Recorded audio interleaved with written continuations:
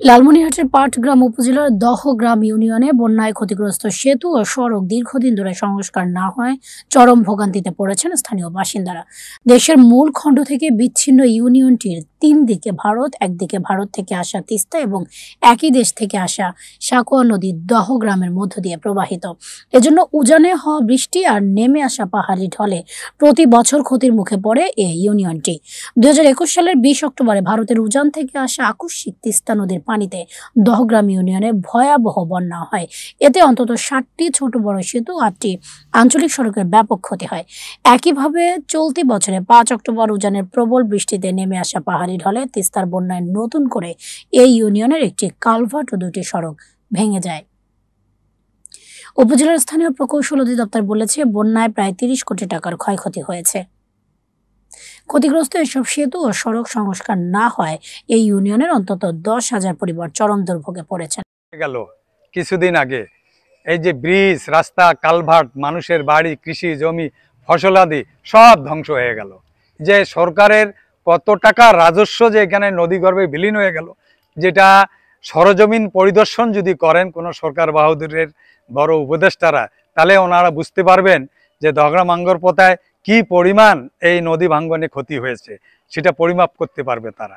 সামনে অনেক রাস্তাঘাট বন্যায় ভেঙে গেছে, আমাদের গাড়ি গড়ি চলে না, রাত বিরাতে আমরা হাঁটতে পারি না, দিনেও চলতে পারি না। পানি এক বুক এক খারা এখনো পানি আছে। আমাদের এগুলো তাড়াতাড়ি অতি শীঘ্র ভালো অনুরোধ করছি।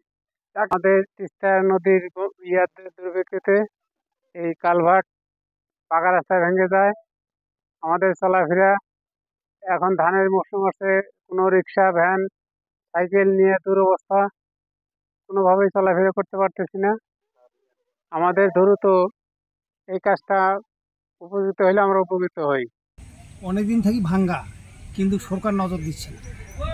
এই ব্রিজ দিয়া বড় গাড়িও যায় না, বড় গাড়ি পার করে দেওয়া সৃষ্টিয়া দিয়া কত অসুবিধা। আরও ফিরে নতুন একটা বন্যা হইলো, এই বন্যার তো কচুয়ার ঢিম নেই গেল, তারপরে ভাঙি গেল, লোকের খুব অসুবিধা। সংস্কার কাজের প্রয়োজনীয় ব্যবস্থা নিতে ঊর্ধ্বতন কর্তৃপক্ষকে জানানো হয়েছে বলে জানান উপজেলা প্রকৌশল অধিদপ্তরের এই কর্মকর্তা। তিস্তার আকস্মিক বন্যায় পাটগ্রাম উপজেলাধীন দহগ্রাম এলাকায় তিস্তা পাড়ের যে রাস্তা সহ ব্রিজ, কালভার্ট, এগুলো বন্যার পানির চাপে আমাদের বিচ্ছিন্ন হয়ে গেছে অনেক জায়গায়। এতে ব্যাপক ক্ষয়ক্ষতির সৃষ্টি হয়েছে।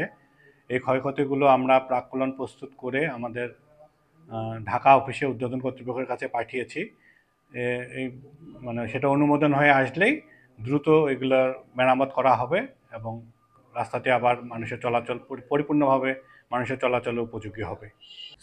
দহগ্রামের জনগণ আশা করছেন দ্রুত সংস্কার কাজ শুরু হলে তারা এই দুর্ভোগ থেকে মুক্তি পাবে।